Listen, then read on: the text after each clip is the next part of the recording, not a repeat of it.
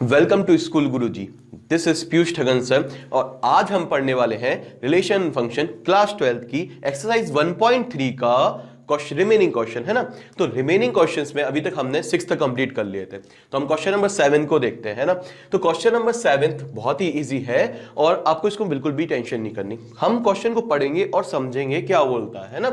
आपको बिल्कुल भी चिंता नहीं करनी, बहुत ही इजी तरीके से बताऊंगा कैसे करना है। क्वेश्चन में क्या लिखा था पढ़ते हैं। कंसीडर मतलब आप एक फंक्शन कंसीडर कर लो जो कि R टू R डिफाइंड हो। इसका मतलब क्या होता है मैं यहां पर बताते जाता हूं थोड़ा थोड़ा। R टू R का मतलब होता है कि यहां से डोमेन में भी सारी वैल्यू रियल नंबर है और को डोमेन में भी रियल नंबर है, इनके बीच में कोई फंक्शन है, ठीक है, जिनकी अंदर सारी टर्म्स रियल से रियल तक है। Given by 4x equal to fx equal to 4x plus 3, मतलब जो fx है यहां पर जो वैल्यू आती है जिस इज इक्वल टू यहां पर ये fx है और यहां पर इसकी जो वैल्यू है वो किसके बराबर भी है 4x प्लस 3। मतलब जो ये x होगा वो कहां पर होगा यहां पर। मतलब अगर यहां पर 3 वैल्यू है, अगर ये 3 है तो ये कितना होगा 4 3 4 12 प्लस 3 मतलब 15 वैल्यू देगा। मतलब 3 की इमेज कितनी होगी 15 होगी। आई होप आपको ये चीज बहुत अच्छे से क्लियर हो चुकी होगी। यस सर, ठीक है। तो इतनी चीज क्लियर हो गई, पूरा क्वेश्चन आराम से समझेंगे, है ना, कोई जल्दबाजी तो है नहीं है। Show that f is invertible, आपको प्रूफ करना है इन्वर्टिबल। जब भी दिमाग में इन्वर्टिबल आ जाए ना तो कोई चीज इन्वर्ट तब होगी जब उसके सारे एलिमेंट सारे भरे हुए होंगे। इन्वर्टिबल मतलब इन्वर्ट मतलब यहां से वापस जाना। वापस कब जाएंगे जब ये कोई भी एलिमेंट यहां पर खाली नहीं होगा। कोई भी एलिमेंट खाली नहीं होगा, ऐसा सिर्फ ऑन टू में ही होता है। किसमें होता है ऑन टू में, और ये 1 1 होना चाहिए, ठीक है। नहीं तो मैनी 1 हो गया तो आपको बताया था जब भी मैनी 1 की कंडीशन आती है तो ये तो सही रहता है, पर जब ये पलटता है तो ऐसा कुछ भी पॉसिबल नहीं होता फंक्शन में, ठीक है। तो ऐसा पॉसिबल नहीं होता, जब ये मुंह इस साइड पलटेगा तो ये इस साइड आ जाएगा तो इन्वर्टिबल रह ही नहीं जाएगा। तो 1 1 होना चाहिए और एक्स्ट्रा एलिमेंट नहीं होनी चाहिए क्योंकि ये डोमेन बन जाता है, ठीक है। तो ये डोमेन बन जाता है तो एक्स्ट्रा एलिमेंट नहीं होने चाहिए। इन्वर्ट में बदल जाता है, ठीक है। कोडोमेन डोमेन, डोमेन कोडोमेन बन जाता है। तो इन्वर्टिबल के लिए 1 1 ऑन टू होना चाहिए। तो हम सबसे पहले इन्वर्टिबल देख लेते हैं, फिर हम इनवर्स की ओर बढ़ जाएंगे। तो सबसे पहले मैंने लिखा इन्वर्टिबल। इन्वर्टिबल में क्या होगा function should be 1 1 onto होना चाहिए।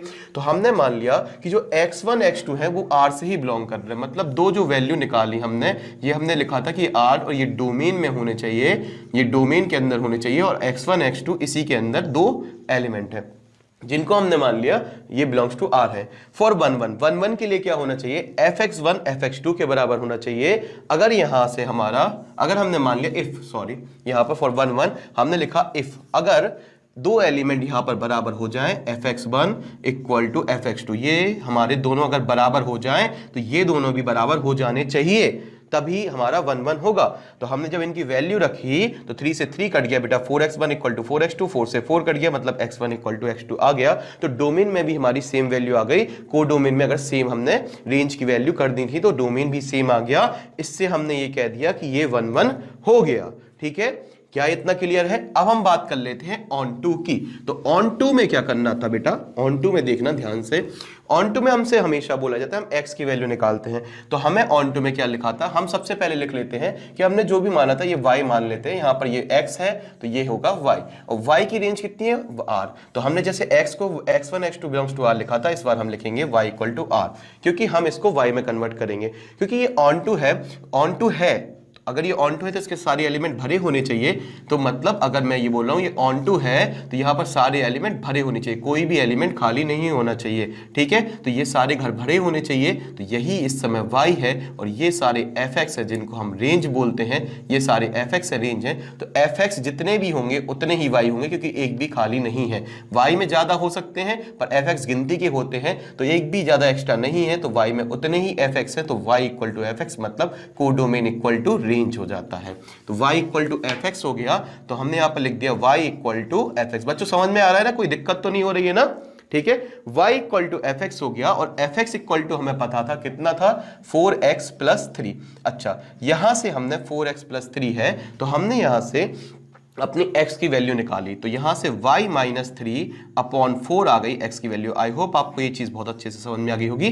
3 को इस साइड ले गए तो ये -3 हो गया, फिर 4 मल्टीपल में था तो डिवाइड में आ गया, तो x की वैल्यू आ गई y माइनस 3/4।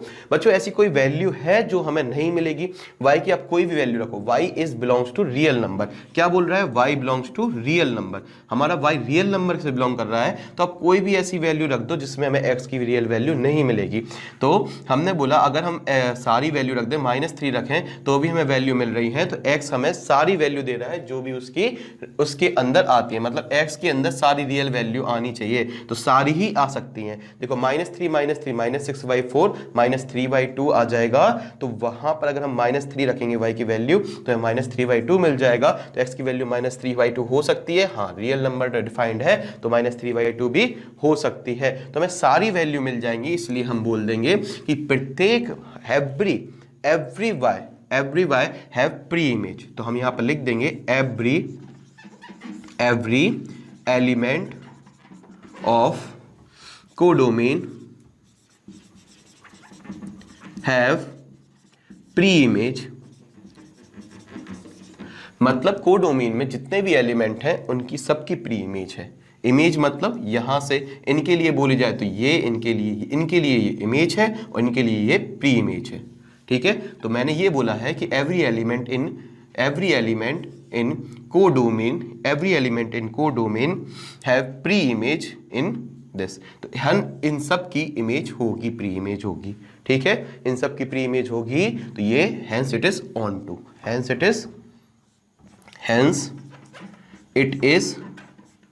to, और ये फंक्शन 1 1 on 2 होगा। अब हम बढ़ते हैं अपने इनवर्स की ओर। तो इनवर्स में आपने यहां पर देखेंगे हम अपने इनवर्स की ओर आ चुके हैं। तो इनवर्स कैसे निकालेंगे? तो इनवर्स में आपको पता है सबसे पहले क्या करना पड़ता है, हमें कुछ भी नहीं, हमने यहां से वही हम सेम मान लेते हैं, y इक्वल टू हमने जो दिया था 4x + 3, यहां से हम x की वैल्यू मान लेंगे, x की वैल्यू निकाल लेंगे, और x की वैल्यू कितनी आएगी?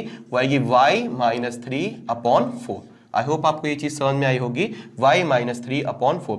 इतना क्लियर है? अच्छा, ये x है, तो एक चीज बताओ मुझे, y इक्वल टू क्या होता है बेटा? f of x। y बराबर क्या हो जाता है? f of x। इतना क्लियर है आपको? ये हमारा जो कोडोमेन है वो हमारी रेंज के बराबर हो जाता है। तो बेटा x क्या हो जाएगा? अगर y x है तो x क्या हो जाएगा? y हो जाएगा, तो यहाँ पर y आ जाएगा ब्रैकेट में, और f क्या बन जाता है बेटा?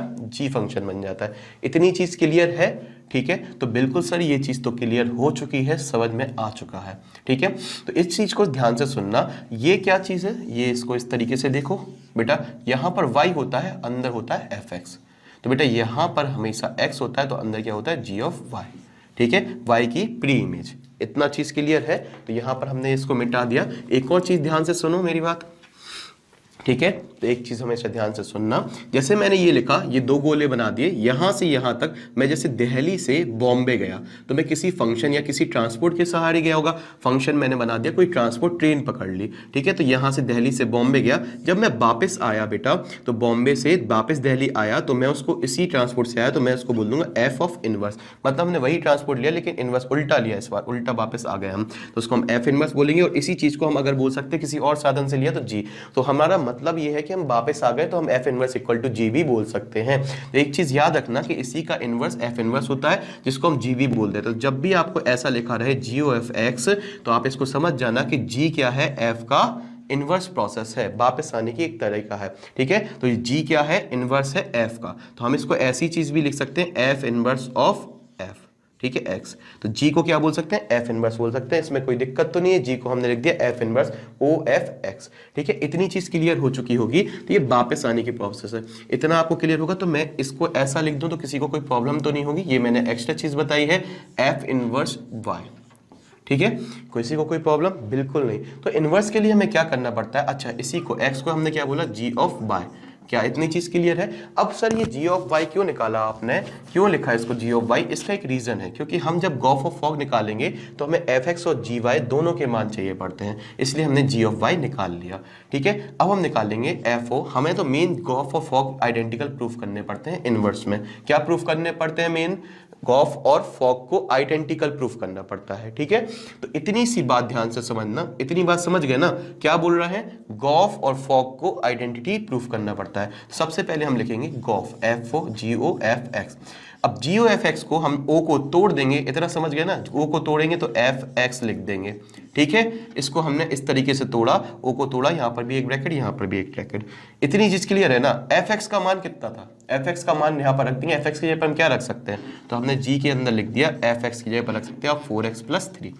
अब जी बाई था तो वाई आ जाता था, एम होता तो m माइनस 3/4 आ जाता, जेड होता तो z माइनस 3/4 आ जाता, तो 4x+3 है तो क्या आ जाएगा, तो आप बोलोगे सर 4x+3 ये y की जगह आ जाएगा -3/4, ठीक है। -3 से -3 कट गया, 4x/4 से x/4 कट गया, ये क्या आ गया बेटा, x आ गया। आई होप आपको ये चीज समझ में आई होगी। तो ये हमारा क्या आ गया, हमारा एक तरीके से ix आ गया, आइडेंटिकल आ गया।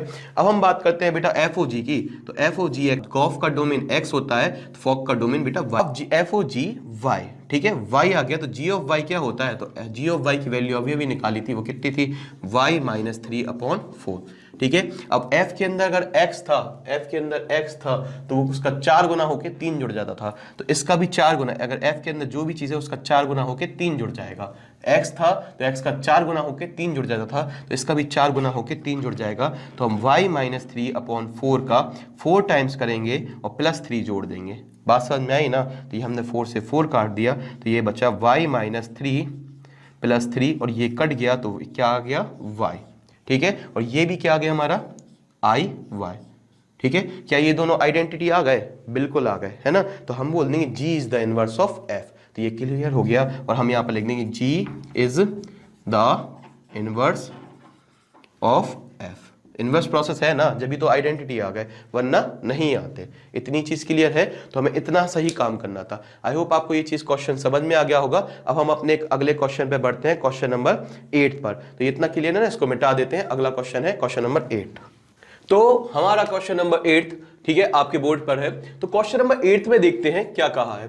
कंसीडर, कोई टेंशन नहीं लेना, बहुत ही इजी है, वही जो 7th में पार्ट किया था वही करना है, सेम। देखो, कंसीडर्ड f r प्लस मतलब रियल नंबर तो हैं पर पॉजिटिव हैं सारे, मतलब रियल नंबर सारे नेगेटिव भी होते हैं पॉजिटिव भी होते हैं, तो सिर्फ पॉजिटिव वाले रियल नंबर लिए हैं, नेगेटिव वाले नहीं है, ठीक है। तो हमसे ये बोला है कि यहां पर आप डोमेन में इस बार सारे रियल नंबर पॉजिटिव लें, और कोडोमेन में जो वैल्यू लेंगे आप 4 से इंफिनिटी तक की ही लेंगे, मतलब 4 होगा, 5 होगा, 6 होगा, उसके बीच के सारे पॉइंट वाले वैल्यूज होंगे, 4.1 होगा, सारी वैल्यू होंगी, पर 3.99 नहीं होगा, 4 इंक्लूडेड रहेगा, इंफिनिटी एक्सक्लूडेड होता है हमेशा, एक चीज याद रखना, ठीक है। इंफिनिटी ऑलवेज कैसा होता है, एक्सक्लूडेड होता है। तो मैं इसको एक्सक्लूडेड कर देता हूं, यहां पर आपके क्वेश्चन में भी होगा आई थिंक, ठीक है। तो यहां पर हमारा 4 टू इंफिनिटी एक्सक्लूडेड रहता है, ठीक है। इंफिनिटी कोई वैल्यू ही नहीं है तो हम उसको कैसे इंक्लूड करेंगे। आई होप आपको ये चीज समझ में आई होगी। गिवन बाय, अब इस तरीके से है ये रिलेशन, इनके बीच में कोई रिलेशन है जो fx है, ठीक है, फंक्शन जो है fx है वो इस प्रकार से संबंधित है x² + 4, मतलब यहां पर अगर x है तो उसका x² + 4 यहां पर होगा। इतनी चीज क्लियर हो गई होगी आराम से, ठीक है। Show that f is invertible, invertible दिमाग में आए तो फट से आ जाना चाहिए ऑन 1 1 ऑन 2, मतलब fx1 = fx2, फटाफट आना चाहिए, ठीक है। तो हम यहां तक कर लेते हैं, show that f is invertible, invertible करना ही है तो हमने लिखा फॉर इन्वर्टिबल। हमें इन्वर्टिबल के लिए क्या करना पड़ता है, function should be 1 1 on 2, function को क्या होना चाहिए 1 1 ऑन 2 और बाइजेक्टिव होना चाहिए। तो हमने सबसे पहले चेक किया फॉर 1 1 1 1 के लिए चेक कर लेते हैं। हमें पता है इफ अगर कोडोमेन के fx1 fx2 बराबर होंगे, फिर से सुनना, इफ कोडोमेन के fx1 fx2 बराबर होंगे तो उनके डोमेन के भी एलिमेंट बराबर आने चाहिए, ठीक है। अगर हमारी प्री इमेजेस इक्वल है तो उनकी प्री इमेज भी इक्वल आनी चाहिए। तो हमने यहां पर ये वैल्यू रख दी fx1, क्या fx कितना है बेटा x² + 4, तो fx1 क्या होगा x1² + 4, यहां लिख दिया x1² + 4, x2 = x2² + 4, यहां से +4 से +4 आराम से कट गया, x1² = x2², स्क्वायर हटाएंगे तो x1 ± x2 आ जाएगा। सर आपको बोला था आपने x1 = x2 आना चाहिए, ये तो प्लस माइनस आ रहा है तो ये 1 1 नहीं है, पर ध्यान दें यहाँ पर बट मैंने लिखा है, बट जो हमारे वैल्यूज हैं इस बार जो हमारी वैल्यूज हैं वो रियल नंबर पॉजिटिव हैं, कोई भी नेगेटिव नंबर ले ही नहीं रहे हैं, तो जो हमारा x1 और x2 इक्वल है वो -x2 के इक्वल होगा ही नहीं। मतलब यहाँ पर कहने का मतलब है x1 भी होगा, x2 है, -x1 है -x2 है, इसका मतलब ये है कि x1 x2 के भी इक्वल है और -x2 के भी इक्वल है। x2 अगर ये माइनस इस साइड आ जाए तो x2 हमारा -x1 के भी इक्वल है और +x1 के भी इक्वल है। तो ये चीज तो हमारी होगी ही नहीं ना, क्योंकि कोई भी माइनस का एलिमेंट है ही नहीं, तो ओनली पॉजिटिव होंगे, क्योंकि हमें r+ है यहाँ पर रेंज, और यहाँ पर कितनी है 4 to ∞। तो आप इतनी चीज समझ गए कि नेगेटिव होंगे ही नहीं, तो हमने यहाँ पर नेगेटिव नहीं है, इसलिए x1 = x2 ही आएगा। ठीक है, इसलिए r+ दी थी जिसमें ये 1 1 हो जाए। तो इस रेंज के अंदर ये 1 1 हो चुका है, क्योंकि नेगेटिव एलिमेंट काउंट नहीं हुए, तो x1 = x2 हो जाएगा, हेंस इट इज 1 1। तो ये क्या हो गया हमारा 1 1 हो गया। अब हम बात कर लेते हैं फॉर ऑन2 के लिए। ठीक है, तो ऑन2 में हमारी वैल्यू जो y की थी वो कहां से कहां तक डिफाइंड थी, 4 से ∞। हमने लेट कर लिया कि जो हमारा ऑन2 की वैल्यू थी वो हमारा रेंज जो थी, जो हमारा y था कोडोमेन, वो भी 4 से ∞ तक डिफाइंड था। ठीक है, 4 से ∞ की सारी वैल्यू हमें मिल रही थी यहाँ डोमेन से, ठीक है, फंक्शन से। तो हमने यहाँ से लिख दिया कि अगर ऑन2 है तो fx को y के बराबर होना चाहिए, रेंज को कोडोमेन के बराबर होना चाहिए, रेंज के अंदर के जितनी भी वैल्यूज है वो कोडोमेन के बराबर हो जाए। ठीक है, तो y fx की वैल्यू थी हमारी x² + 4, fx कितना था हमारा x² + 4, मैंने यहाँ रख दिया y = x² + 4। ठीक है, तो 4 इस साइड जाएगा तो कितना आएगा y - 4, x² = y - 4। तो x वैल्यू कितनी आ जाएगी, तो x की वैल्यू आ जाएगी रूट के अंदर y - 4। इतना आपको क्लियर होगा, 4 इस साइड आएगा तो y - 4, फिर इसके ऊपर रूट चढ़ जाएगा तो रूट y - 4। तो x हमारा इस समय क्या आ चुका है, रूट y - 4। x ही को क्या बोलते हैं, gy, x को क्या बोलते हैं, gy, है ना। f को y को बोलते हैं fx, तो x को क्या बोलते हैं gy, और g को क्या बोलते हैं f इनवर्स। तो हम g को क्या बोल सकते हैं, f इनवर्स y। तो यहाँ पर आपका f inverse y = root y - 4, जो कि हमें करना था with the show that f is invertible with the inverse f inverse of f।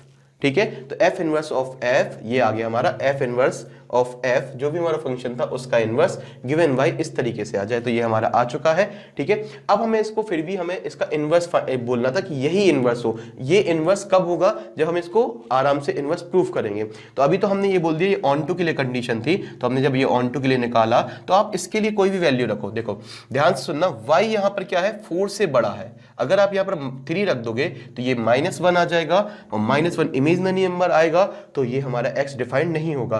पर हमसे बोला गया है कि y की जो वैल्यू है 4 से ज्यादा है या 4 है, तो 4 रखोगे तो 0 आएगा, x की वैल्यू 0 हो सकती है, पॉजिटिव है।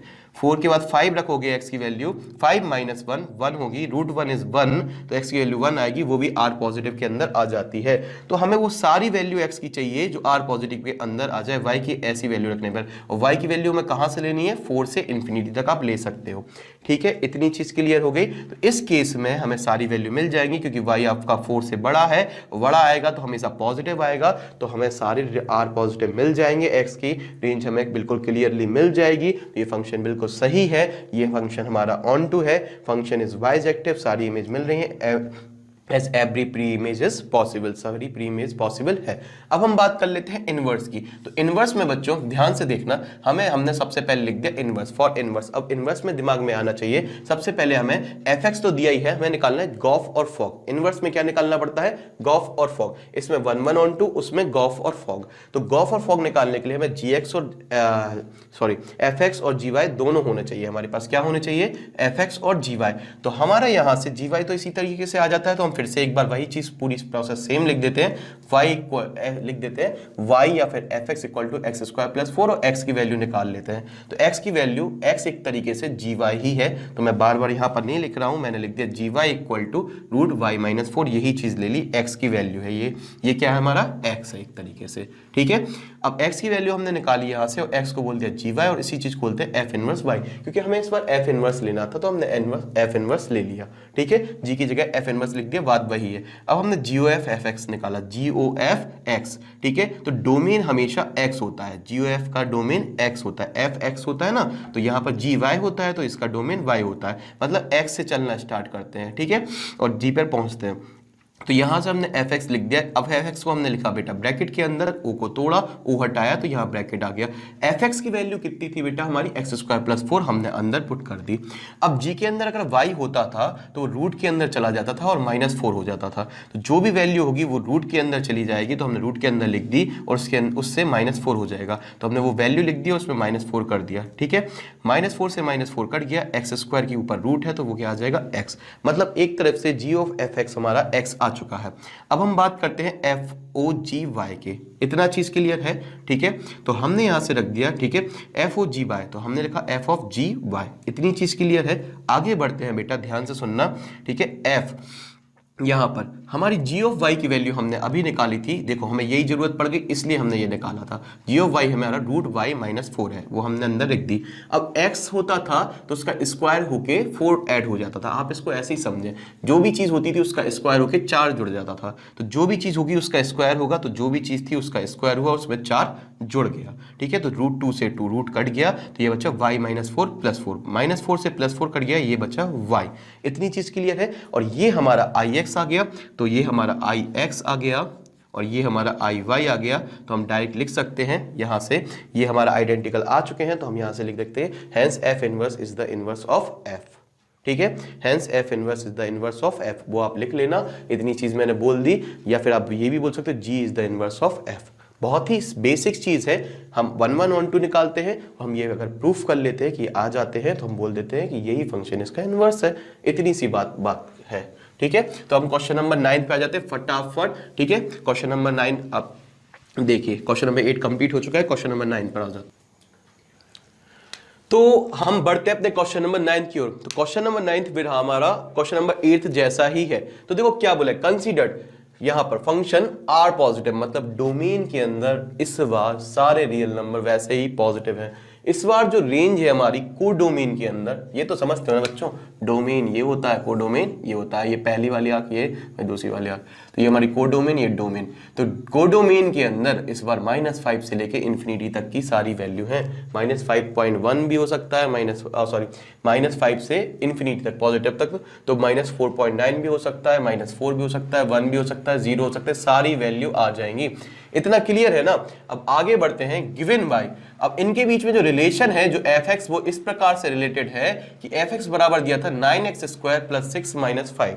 शो दैट, क्या शो करना है, f इज इन्वर्टिबल। अब इस बार बोल दिया है बच्चों कि f इज इन्वर्टिबल है विथ इसके साथ, तो ये शो करो आप लोग कि f इन्वर्टिबल है। तो अगर इन्वर्टिबल पहले से ही है तो हमारा 1 1 on 2 है, तो हमें कोई चेक नहीं करना है इस बार इन 1 1 on 2, तो हमें तो ये शो करना है कि ये आ जाए। अगर इनवर्स निकालना है तो हम लिख देंगे यहां से फॉर इनवर्स। अब हम इनवर्स की बात कर लेते हैं, तो इनवर्स निकालेंगे। देखो इन्वर्टिबल तो बोल दिया, show that f is invertible, ठीक है। अगर इन्वर्टिबल है ऑलरेडी विथ दिस, तो हमें इन्वर्टिबल क्यों प्रूफ करना है, हम सीधे से इनवर्स पे आ जाते हैं। तो हमने यहाँ पे इनवर्स पे ले लिया, लेट y हमारा, जो हमारी y की रेंज थी हमने वो मान ली भाई वो है, ठीक है। तो y इक्वल टू हमने लिखा fx, ठीक है। पानी गिर रहा है, ठीक है। तो आगे बढ़ते हैं, हमें कोई चीज रोक नहीं सकती है, ठीक है। तो y इक्वल टू fx, और fx इक्वल टू यहां पर दिया था 9x² + 6x - 5, ठीक है। 9x² + 6x - 5 हमारा ये fx की वैल्यू थी, which is equal to y के बराबर था।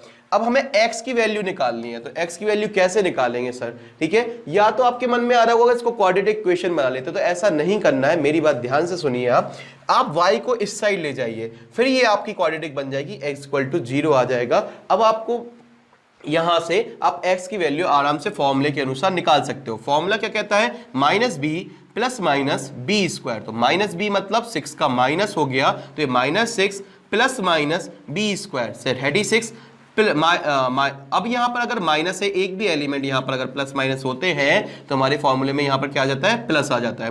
तो -b + -b² + 4 × 9 × c, तो ये 5 + c आ गया, यहाँ पर 4 × a × c, तो ये हमारी एज इट इज वैल्यू आ गई है, ठीक है। और आप अगर ऐसे नहीं समझना तो -4 × a × c माइनस का था, तो माइनस माइनस प्लस हो गया, आप ऐसे भी समझ सकते हो, ठीक है। अपॉन 2a, 2 × 9, इतनी चीज क्लियर है। अब मैंने किया 4 9 या 36, तो ये बन गया 36 ब्रैकेट के अंदर 5 + y।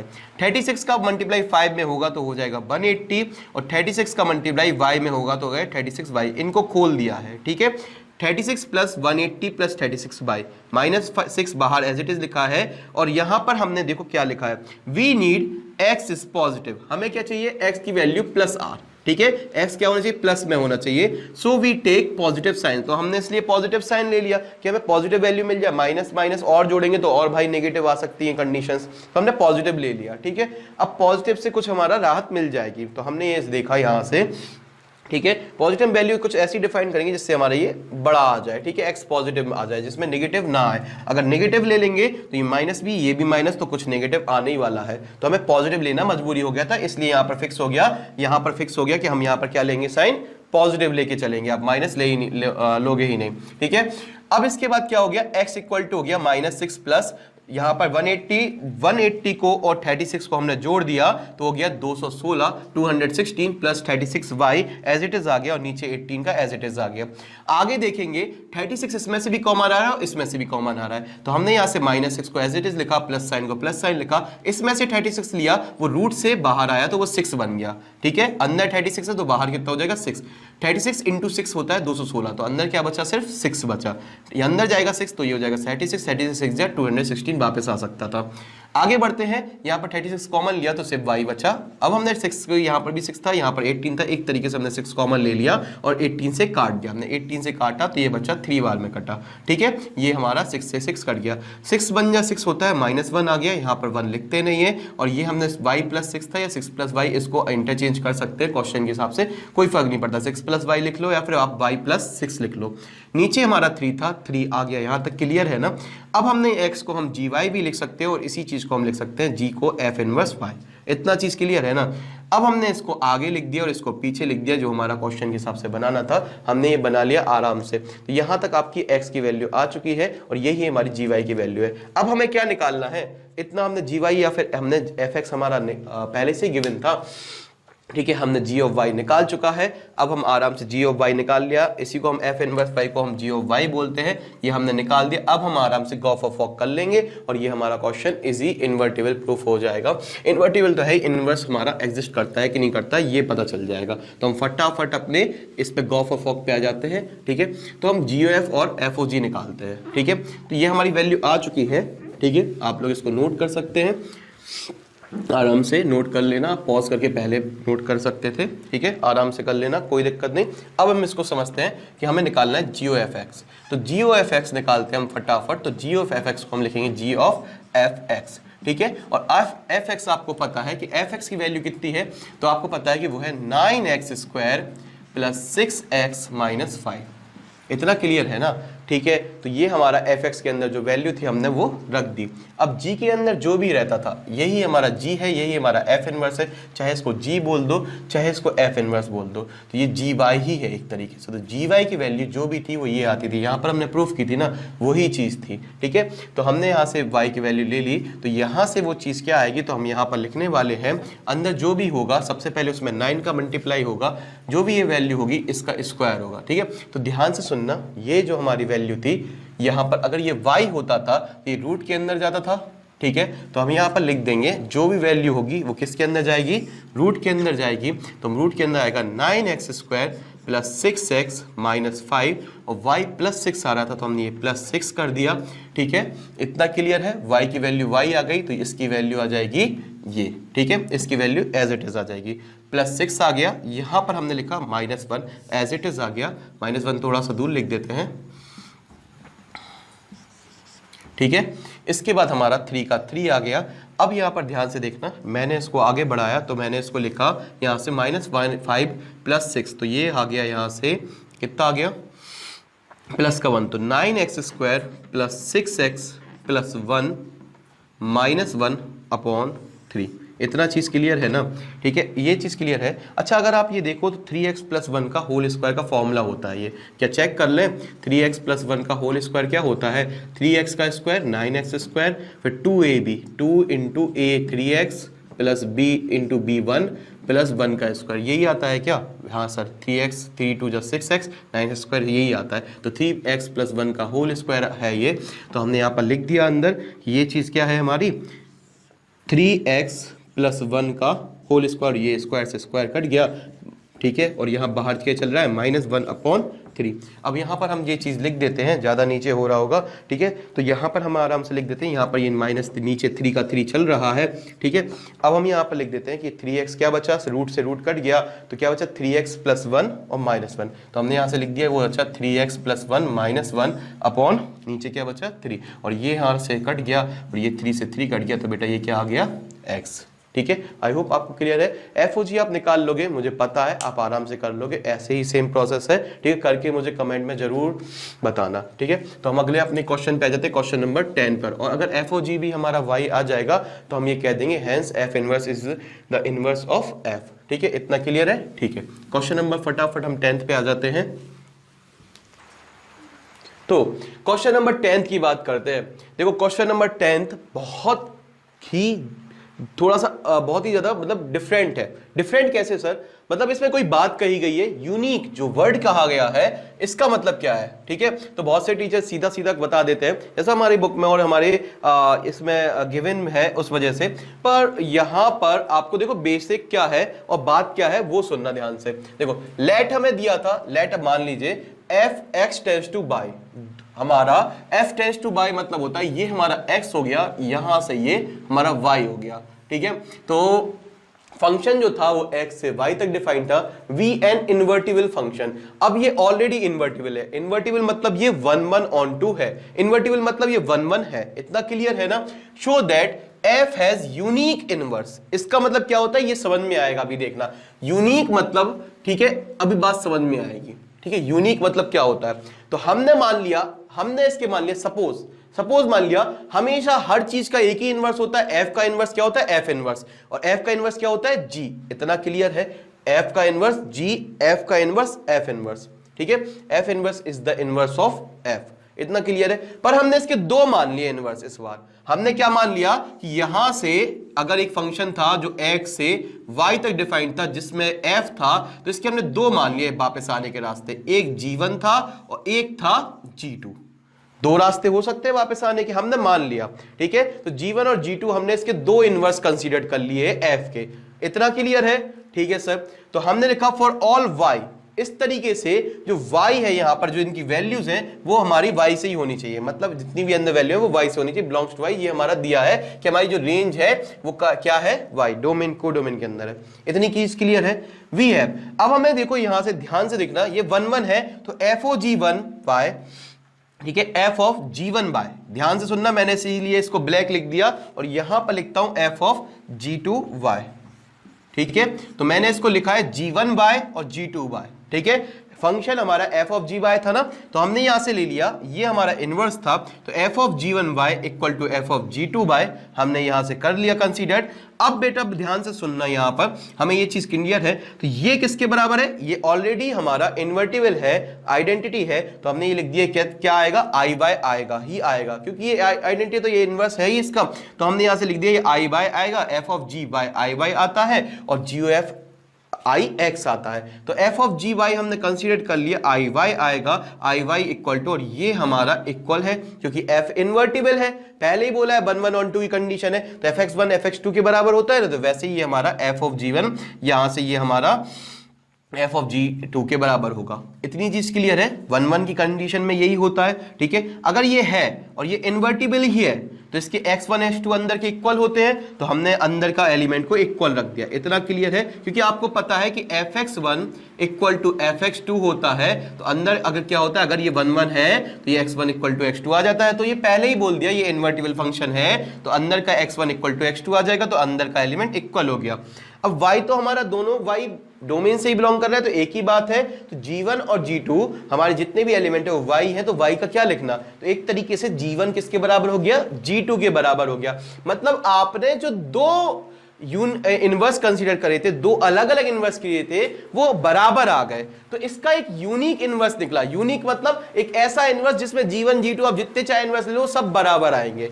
इतनी चीज क्लियर आई? तो अब समझ में आए यूनिक मतलब क्या है, कि f के पास एक ऐसा यूनिक इनवर्स है जिसमें आप अगर दो या एक से अधिक भी इनवर्स ले लेते हो प्रोसेस अगर आने की, तो वो सब सेम होंगी, ठीक है। तो ये फंक्शन इस तरीके से था।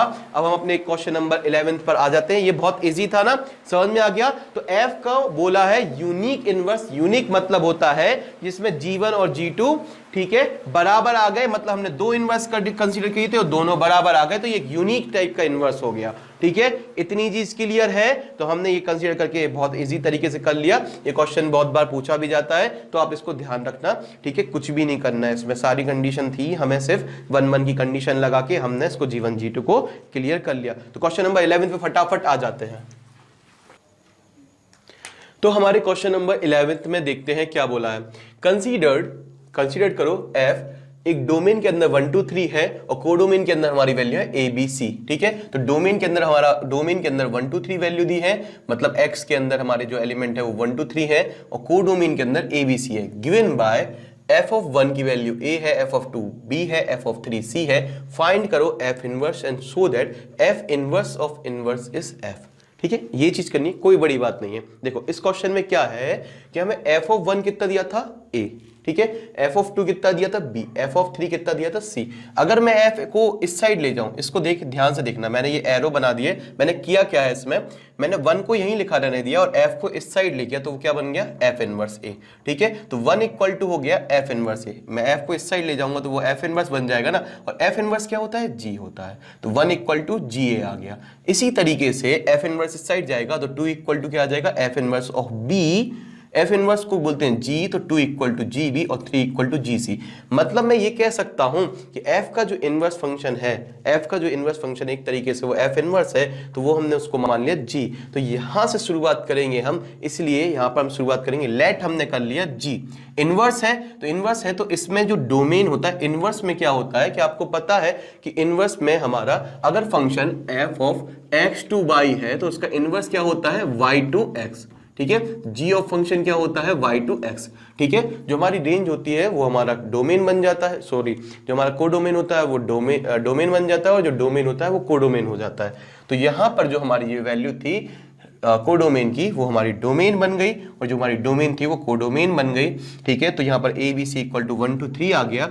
अब हमने यहाँ से इसकी कंडीशन निकाली, अगर हमसे ये बोल रहा है कि ये हमारा गिवन बाय f इनवर्स निकालना है, तो हमने यहाँ से GOF और FOG आराम से निकाल दिए। तो हमें f ऑफ GA निकाला हमने, यहाँ से हमें सारी वैल्यू गिवन ही है, GA GB और F1 F2 सारी गिवन है, तो हमने यहाँ से निकाला इसको। तो G ऑफ FOG A क्यों लिखा मैंने, क्योंकि डोमेन ABC है, f ऑफ GA, ठीक है। तो G का डोमेन क्या है हमारा ABC है, G में हमारा डोमेन क्या है ABC है, तो f ऑफ GA, तो हमने f GA को अंदर ब्रैकेट के अंदर कर दिया। अब GA की जो वैल्यू थी वो हमारी कितनी आ गई थी 1, तो f ऑफ 1 कितना आ गया, f ऑफ 1 कितना है बेटा A है, पहले ही से गिवन था, f ऑफ 1 हमारा A है, A आ गया। इसी तरीके से दोबारा देखना, f ऑफ g p निकाला, ठीक है। तो हमने ये क्यों कर रहे हैं आपको ये बिल्कुल इजी अभी तरीके से समझा देंगे, ध्यान से देखना। f ऑफ g हमारा है b, और b यहाँ पर हमने रख दिया यहाँ से gb, और gb की वैल्यू हमसे कितनी थी, हमने निकाल दी थी 2, तो हमने यहाँ 2 रख दी, वो कि एक इनवर्स फंक्शन कंसीडर किया था इसी का, हमने मान लिया था कि एक इनवर्स एग्जिस्ट करता है वो g है, तो हमने उसके हिसाब से इसको निकालनी वैल्यूज। तो f ऑफ 2 हमारा कितना आ गया b आ गया, और f ऑफ c कितना आ गया हमारा, हाँ यहाँ पर f ऑफ g c, तो हमने यहाँ पर जी सी लिख दिया, और इसी तरीके से इसकी वैल्यू 3 रख दी, और f ऑफ 3 की वैल्यू c है। जब हम a रख रहे हैं तो a मिल रहा है, b रख रहे हैं तो b मिल रहा है, और c रख रहे हैं तो c मिल रहा है, ये हमारा आइडेंटिकल ही मिल रहा है। अच्छा GOF में भी ऐसे ही होना चाहिए, तो GOF में a b c क्यों नहीं रखा, क्योंकि यहाँ पर फंक्शन बेटा आपको याद है कि FOG में हमेशा यहाँ पर x आता है, ठीक है, और यहाँ पर हमारा GOF में हमारा y आ जाएगा। तो यहाँ पर ध्यान से सुनना, GOF में हमने यहाँ पर वैल्यू रख दी 1 2 3, इतनी चीज आपको आई होप क्लियर होगी, ठीक है। तो GOF में हमने यहाँ से वैल्यू रख दी यहाँ पर 1 2 3, क्योंकि यहाँ पर हमारी 1 2 3 है y की वैल्यू, तो ठीक है। तो हमने यहाँ से आराम से रख दी, फंक्शन के अनुसार रखी यहाँ पर। तो ध्यान से देखना, यहाँ पर हमारी जो वैल्यू है GOF f फंक्शन यहाँ पर हम लेंगे तो हमारा fx यहाँ पर आएगा, GOF fx होता है तो x की जगह पर 1 2 3 है, और यहाँ पर बेटा ध्यान से देखना, यहाँ पर हमने ABC क्यों लिया है कि GOF y होता है, y की जगह पर ABC आएगा, तो हम इसके हिसाब से लेंगे, जो हमारा फंक्शन है उसी में हम गॉ फॉक कर रहे हैं, ठीक है। तो हमने यहाँ पर ये 1 2 3 ली वैल्यू, हमने इसको जैसे ही एज इट इज कर लिया, और यहाँ से हमारी ये वैल्यू आ गई 1 2 3, 1 रखा तो 1 मिला, वैसे ही करना है, 2 रखा तो 2 मिला, और 3 रखा तो 3 मिला। इस तरीके से हमारी सारी वैल्यू सेम सेम मिल गई। जब हमने GOF किया, 1 रखा तो हमें 1 मिल रहा है, 2 रखा 2 मिला, 3 रखा 3 मिला, सेम चीज मिल रही है, तो हम ये बोल देंगे G एंड G, और F inverse is the inverse of F, ठीक है। तो F इनवर्स हमें फाइंड करने का बोला था, हमने वही बोल दिया कि G है उसका F इनवर्स या F इनवर्स, ठीक है, इनवर्स है F का। इतनी चीज क्लियर है। अब हमें करना है कि उसका भी इनवर्स F होता है, तो आपको इसमें क्या करना पड़ेगा, अभी तक हम ये बेटा ऐसे कर रहे थे कि हमने यहाँ से F मान लिया था और F का एक G कंसीडर कर लिया था, ये G एक इनवर्स है। अब इसका भी इनवर्स करना है, तो ये हमने फिर से मान लिया कि ये G है, और इसमें एक और चीज मान लो, वो मान लो H, ठीक है। f का इनवर्स हमने g मान लिया था, अब हमने g को ही मान लिया कि f इनवर्स है, तो इसका फिर से एक बार और इनवर्स होगा, तो आप इसको h बोल दो, चाहे बोल दो f इनवर्स का एक बार और इनवर्स कर दिया। आई होप आपको ये चीज क्लियर होगी। तो हम एक और कंसीडर करेंगे लेट h, और सेम कंडीशन करेंगे, सेम ही बिल्कुल इजी रहेगा। बिल्कुल समझना कैसे करना है तो मैं यहाँ पर बताता हूँ, ध्यान से समझना, ठीक है। बहुत ही इजी रहेगा, बिल्कुल टेंशन मत लेना।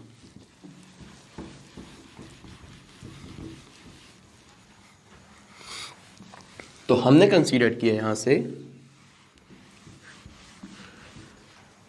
अच्छा तो हमारा g इक्वल टू क्या था, g की जो हमारी इमेज थी वो कितनी थी, a b c tends to कितना था हमारा 1 2 3, यही था, है ना। हमारा x y बन गया था और y x बन गया था। अब हमने कंसीडर किया लेट h, क्योंकि हमें एक बार और इनवर्स ट्राई करना है, तो एक बार और करना है तो हमने g पर एक और इनवर्स लगा दिया। Let h be the inverse of g, hence h equal to, h में क्या होगा, अगर ये इसका इनवर्स फिर से इनवर्स हो गया तो फिर ये चेंज हो जाएंगे, तो ये आ जाएगा 1 2 3। इस बात को समझना, ये चेंज क्यों हो गए, क्योंकि जब h था तो ये चेंज हो गए थे, डोमेन को डोमेन बन जाता है, डोमेन और डोमेन को डोमेन। इनवर्स मतलब वापस रिटर्न प्रोसेस, यहाँ से यहाँ गए, अब यहाँ से यहाँ आ रहा है तो ये पहले आएगा, ठीक है। इसके बाद हम लिखेंगे यहाँ से a b c, और सेम बेटा बिल्कुल सेम प्रोसेस है, हमने यहाँ पर लिख लिया। अब हम निकालेंगे यहाँ से सेम चीज़ है, देखो बिल्कुल इजी है, कोई टेंशन मत लेना, ध्यान से सुनना। अब हमें क्या निकालना है यहाँ पर, तो बहुत ही इजी है, हम यहाँ पर लिख लेते हैं सबसे पहले h ऑफ 1 कितना होगा, ठीक है। तो h ऑफ 1 कितना आ रहा है, a आ रहा है, ध्यान रखना। h ऑफ 2 क्या आएगा, h ऑफ 2 क्या आ जाएगा हमारा b आ जाएगा, और h ऑफ 3 क्या आ जाएगा हमारा c आ जाएगा। ये कैसे आ गए, ध्यान से सुनना। h ऑफ 1 की इमेज कितनी है, a, ठीक है। तो h ऑफ 1 कितना मिल रहा है हमें, a, ठीक है। h ऑफ 2 क्या मिल रहा है बेटा, ये कैसे मिल रहा है, ये 1 2 और ये 3, और यहाँ पर क्या होता है बेटा, h ऑफ 1 ये fx होता है ना, h ऑफ 2 होता है और h ऑफ 3 होता है, और h ऑफ 1 बराबर कितना है a के, ये b के बराबर है और ये c के बराबर है, ठीक है। और ये 1 2 3 है, ये अंदर की x की वैल्यू है, ये h ऑफ 1 पूरा a है। इतनी चीज़ आपको क्लियर हो चुकी होगी, ठीक है। यहाँ पर fx होता था, यहाँ पर x होता था, यहाँ पर अभी 1 है तो यहाँ h 1 है, ठीक है। इतनी चीज़ क्लियर है, आगे बढ़ते हैं, ठीक है। बहुत ही इजी है, कुछ भी नहीं करना। तो हमने h1 a1 और निकाल लिया, और हमें g1 a ga gb और gc की वैल्यू पहले ही से पता है, तो हम सबसे पहले निकाल लेंगे h ऑफ g। अब एक चीज़ ध्यान से सुनना, हमारा ये ध्यान से सुनना, ये क्या था हमारा y टू x हो गया था, ठीक है। तो ये हमारा वापस gy हो जाएगा, और gy की जगह पर हमारी वैल्यूज़ क्या आ जाएंगी, तो आपको कुछ भी नहीं करना है, बहुत ईजी है। gy की जगह पर a आ जाएगा, ठीक है। तो h ऑफ ga आ गया, तो h और ga, क्योंकि g के साथ a है तो ga की वैल्यू कितनी है, 1 है, तो h ऑफ 1 आ गया, और h ऑफ 1 कितना है हमारा a है, तो हमने a रखा तो बेटा a मिला। इसी प्रकार से h ऑफ b हम यहाँ पर b रखेंगे तो वो हमारा b मिलेगा, और h ओ जी हम जब c निकालेंगे तो वो हमारा c मिल जाएगा। सिमिलरली आप जी ओ एच निकालेंगे, जी ओ एच में आप सिर्फ एलिमेंट चेंज कर देंगे, क्योंकि इस बार जो डोमेन रहेगा वो चेंज हो जाएगा, वो कितना हो जाएगा 1 2 3, ठीक है। y के एलिमेंट यहाँ पर हमारे x के एलिमेंट आ जाएंगे, एच एक्स होता है, ये फिर से x टेंस टू y हो गया। पहले हमारा क्या था, सबसे पहले x टेंस टू y था, ये किसके लिए था, f के लिए, g उसका इनवर्स बना तो ये y टेंस टू x हो गया, फिर h g का इनवर्स बना तो ये फिर से पलट गया x टेंस टू y हो गया। आई होप आपको ये चीज़ समझ में आई होगी, बार बार पलट रही हैं चीज़ें, ठीक है। तो इतनी चीज़ क्लियर है, तो यहाँ पर आ जाएगा h और g 1, और हम एक चीज़ कर देते हैं, h ऑफ 1 आ जाएगा, ठीक है। इतना हम कर देंगे, आपको ये पता है h ऑफ 1 की वैल्यू कितनी है, h ऑफ 1 की वैल्यू a है, तो g ऑफ a आ गया, और g ऑफ a की वैल्यू कितनी है 1 है। हमने 1 ही डोमेन स्टार्ट किया था और हमें 1 ही मिल गया, तो हम बोल देंगे hence h is the inverse of g, और हम क्या बोल सकते हैं, f inverse of inverse is the inverse of f inverse, ठीक है। तो f inverse inverse is the inverse of f inverse, और शो दैट करना तो हमने यहाँ से शो भी कर दिया यहाँ पर। अब एक चीज़ ध्यान से सुनना, ठीक है। तो f इनवर्स इसी का इनवर्स हो गया। अब यहाँ पर ध्यान से सुनना मेरी बात, ठीक है, इसको कैसे कर, इसको अब हमें ये जो करना था, show that F inverse inverse F होता है। यहां तक तो हमने उसका के लिए प्रूफ कर दिया। अब छोटी सी बात ध्यान से सुनना, मैं इसको मिटाने जा रहा हूं या फिर यहां पर लिख देता हूं, यहां पर बिल्कुल ध्यान से सुनना। तो एफ इक्वल टू हमारा देखो, एफ इक्वल टू हम यहां से लिख सकते हैं कि अगर हम ऐसा लिखें, देखो यहां से कि ये जो वैल्यू है F inverse of inverse equal to F, तो इसमें कुछ भी नहीं है। हमें यहाँ पर हमने ऑलरेडी इसको देखो यहाँ पर प्रूफ कर ही चुका है कि ये हमारा इसका इनवर्स है ही। ठीक है, तो ये हमारा बिल्कुल इजी सी बात है कि अगर आप एक चीज का इनवर्स करते हो फिर दोबारा उसका इनवर्स कर दे रहे हो तो हमारी प्रोसेस वही रिपीट हो रही है, कोई फर्क नहीं पड़ रहा है। हमारी जो है हमारी आइडेंटिकल चीजें मिल रही हैं। हमने जहां से स्टार्ट किया था, ध्यान से सुनना, देखो हम जो चीज बता रहे हैं F inverse of inverse F कैसे हो रहा है। देखो जब हमने स्टार्ट किया था तो हमें आइडेंटिकल मिल रहे थे, हमने दोबारा इनवर्स एक फंक्शन ले लिया एस, तो हमें उससे भी आइडेंटिकल वापस वही चीजें मिल रही हैं। जब हम सेम चीज कर रहे हैं दोबारा प्रोसेस, हमें वही आइडेंटिकल एलिमेंट मिल रहे हैं, तो हम ये कह सकते हैं कि F inverse of inverse F ये एफ के इक्वल है। हेंस आप आराम से लिख सकते हो F inverse inverse equal to F. ठीक है, तो ये बात आपको क्लियर हो गई। तो हम फटाफट अपने क्वेश्चन नंबर 12 पर आ जाते हैं। ठीक है, क्वेश्चन नंबर 12 इस प्रकार है, देखो इसमें कुछ भी नहीं करना है, ऐसे ही। ठीक है, तो अब हम अपने क्वेश्चन नंबर 12 की ओर आ गए हैं। तो क्वेश्चन नंबर 12 में क्या बोला था, लेट, क्वेश्चन नंबर 11 जैसे ही है, और इसमें F inverse of inverse F proof करना है, वही चीज प्रूफ करना है। तो जो आपके 11th में थी, आप चाहो तो ऐसे लिख सकते हो, अगर नहीं चाहो तो आप उसमें और एक्स्ट्रा ऐसा जोड़ने जरूरत नहीं है, आप सीधा उसमें लिख सकते थे कि हमने जीओएफ को एक दो बार इनवर्स लिया तो सेम हमें आइडेंटिटी मिली, इसलिए एफ इनवर्स और इनवर्स का एफ है। चाहो तो ये भी उसमें ऐड करके आप लिख सकते हो 11th में, तो आपको कोई दिक्कत नहीं। तो ध्यान से देखना, let F equal to X tends to Y, मतलब ये हमारा डोमेन x था और रेंज हमारी वही y थी। बी एन इन्वर्टिबल, पहले से इन्वर्टिबल डिफाइंड है, तो आपको इनवर्स ऑफ एन इनवर्स, मतलब इसका भी इनवर्स f ही आता है, यही डिफाइन करना है। तो ध्यान से सुनना, जब हम सबसे पहले लेते हैं, हमने यहाँ से बॉक्स बना दिया, इसमें हमने ये ले लिया कि सारे एलिमेंट x से डिफाइंड है, तो यहाँ पर जितने भी एलिमेंट वो x के। यहाँ पर ये हमारा, हमने यहाँ से एक फंक्शन बनाया, तो यहाँ पर बन गया हमारा, ये बन गया fx। ठीक है, उस पर एक और फंक्शन लगाया। ठीक है, आपको वो रोल नंबर वाला हमारा प्रीवियस वीडियो याद होगा कि ठीक है, एक स्टूडेंट है जिसको एक रोल नंबर में कन्वर्ट किया गया, तो एक फंक्शन लगाया गया रोल नंबर का, तो ये बन गया रोल नंबर। अब रोल नंबर को एक कोड में कन्वर्ट किया गया, तो ये फंक्शन लगा के उसको एक कोड में कन्वर्ट करिए। अब रोल नंबर एक कोड बन गया जिसमें जी फंक्शन अप्लाई हो गया। ठीक है, तो जी ऑफ एफ एक्स, तो आपको पता है इसी चीज की प्रोसेस को बोलते हैं जी ऑफ एफ एक्स। इतना चीज क्लियर है ना। ठीक है, ये चीज काफी बार बता चुका हूं, बहुत ही सिंपल है। Now it is an invertible function, हमसे पहले ही बोला है इन्वर्टिबल फंक्शन है, हेंस तो जी ऑफ एफ एक्स हमारा क्या आना चाहिए, आई एक्स।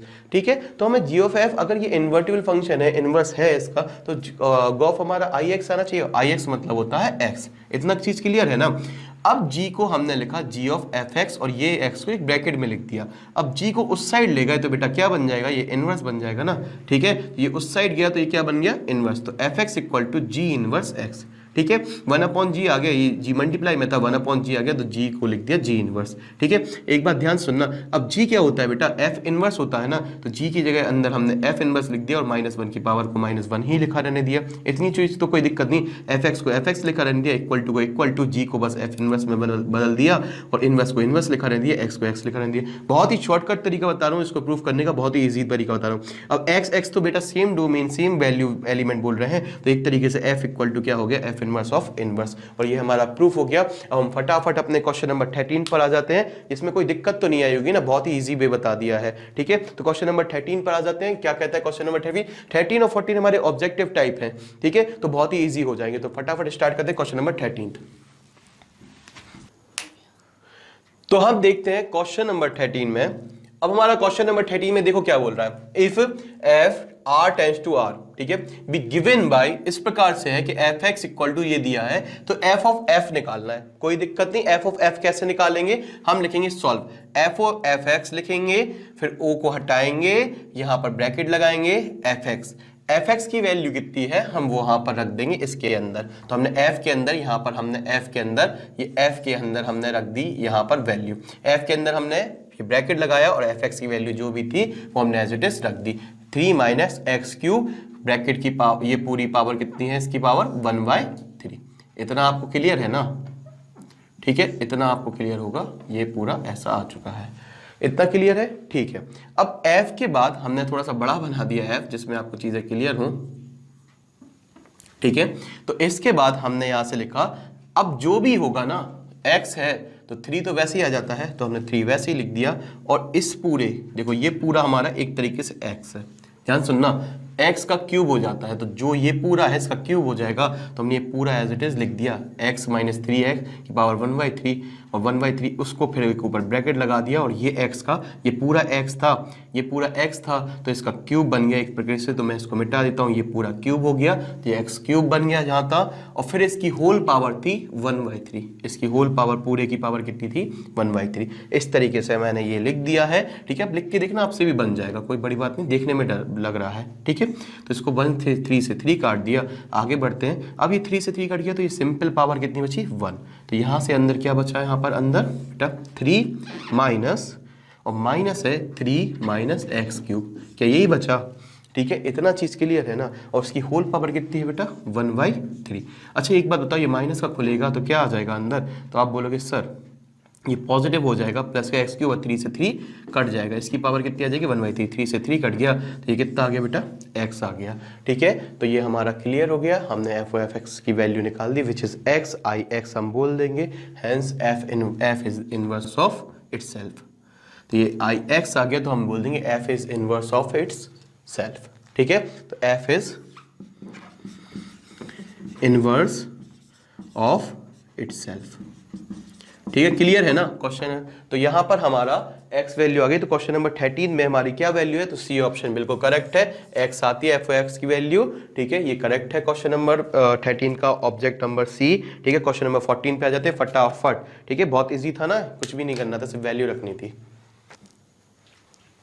और ये हमारा लास्ट क्वेश्चन है इस एक्सरसाइज का, क्वेश्चन नंबर 14। अच्छा, इस क्वेश्चन नंबर 14 में क्या बोला है कि जो हमारी डोमेन है वो सारे रियल नंबर है एक्सेप्ट -4/3। मतलब आप -4/3 नहीं ले सकते हो। क्यों नहीं ले सकते हो? देखो, अगर आप x की वैल्यू -4/3 लोगे तो उसकी कोई वैल्यू मिलेगी। देखो, माइनस का 4/3 लोगे तो 3 से 3 कट जाएगा, -4 + 4 कट जाएगा, ये 0 आ जाएगा, और 1/0 नॉट डिफाइंड होता है, तो हमें कोई भी वैल्यू नहीं मिलेगी। इसलिए आप हमेशा ऐसी कोई वैल्यू नहीं ले सकते हो x डोमेन के अंदर जिसकी कोई भी इमेज ना मिले, क्योंकि फंक्शन के अंदर, डोमेन के अंदर, फंक्शन में डोमेन के अंदर कोई सभी एलिमेंट की कोई ना कोई इमेज होनी ही चाहिए। मैं ये बात कह रहा हूं, यहां पर एक ना एक वैल्यू इसकी होनी चाहिए, ऐसा कुछ भी नहीं इसकी वैल्यू ना हो। ठीक है, तो ध्यान सुनना, इसके लिए, इस वैल्यू के लिए ये फंक्शन डिफाइन नहीं है। ठीक है, तो डोमेन के अंदर इसको छोड़ के बाकी सब वैल्यू आप x की ले सकते हो, और रेंज तो आपको fx मतलब r कुछ भी मिल जाएगा, कोई दिक्कत नहीं। द इनवर्स ऑफ f का inverse is the map of g। मतलब इसका मतलब क्या है कि g मतलब हमारा f इनवर्स ही होता है। क्या होता है बच्चों? f inverse. तो f inverse map of g मतलब g में जितना भी f इनवर्स, मतलब इनवर्स का द इनवर्स ऑफ f का जो इनवर्स होगा वो f इनवर्स ही होगा। मतलब g का जितना भी वैल्यू आएगा, जितना भी एरिया होगा, वही इसका इनवर्स होगा। तो ये तो बात ही सही है ना, ये कोई अलग सी बात तो कह नहीं रहा है, वही बात कह रहा है कि g एक इनवर्स है f का। ठीक है, तो उसके अंदर का एरिया। अच्छा, रेंज f बोला है हमसे टेंड्स टू r -4/3। तो ये हमसे बोला है g के साथ में, ये g यहां पर ऐसा था, तो ये ध्यान से सुनना। देखो, the inverse of f is the map of g। अब यहां पर रेंज r क्यों बोला है? क्योंकि अगर हम कोई वैल्यू हटा देते हैं तो हमें कोई सारी वैल्यू तो मिलेंगी नहीं। ठीक है, तो कुछ कम वैल्यू मिलेंगी, तो हमने बोल दिया जो भी f की रेंज आएगी, या फिर आप सिंपल लिख सकते हो, फिर जो भी f की रेंज आएगी वो यहां पर जो हो गया, और यहां पर ये डोमेन था जो हमारा, वो बन गया हमारा कोडोमेन। इतनी चीज क्लियर है? y x हो जाता है, x y हो जाता है, तो ये वही चीज लिखी है। अब हमें इसमें ये देखना है कि कौन सा ऑप्शन करेक्ट है, तो हमने वही ले लिया, y = fx = 4x + 3 + 4। हमने इसको क्रॉस मल्टीप्लाई कर दिया, तो ये 3x + 4 का y में मल्टीप्लाई हो गया बेटा। x की टर्म को एक साइड ले गया, और y की टर्म को एक साइड कर दिया, इसमें से x कॉमन ले लिया, और 4 - 3y को बेटा मैंने नीचे भेज दिया। इस तरीके से जब मैंने ऑप्शन मिला है, तो ऑप्शन नंबर बी बिल्कुल सही है। तो 14 का ऑप्शन नंबर बी बिल्कुल सही है। इसी इस क्वेश्चन को आप बिल्कुल बेसिक इसी तरीके से सॉल्व कर सकते हैं, क्योंकि ये ऑब्जेक्टिव है तो इसको ज़्यादा करने की ज़रूरत नहीं है, इतना इसमें काफ़ी है। ठीक है, थैंक यू। आज के लिए इतना ही, हम आगे देखेंगे कल। और अगर आपको वीडियो अच्छा लगा हो, क्वेश्चन समझ में आए हो, तो स्कूल गुरुजी को बहुत लाइक करें, सब्सक्राइब करें और वीडियो को अपने दोस्तों के साथ शेयर करें। Thank you.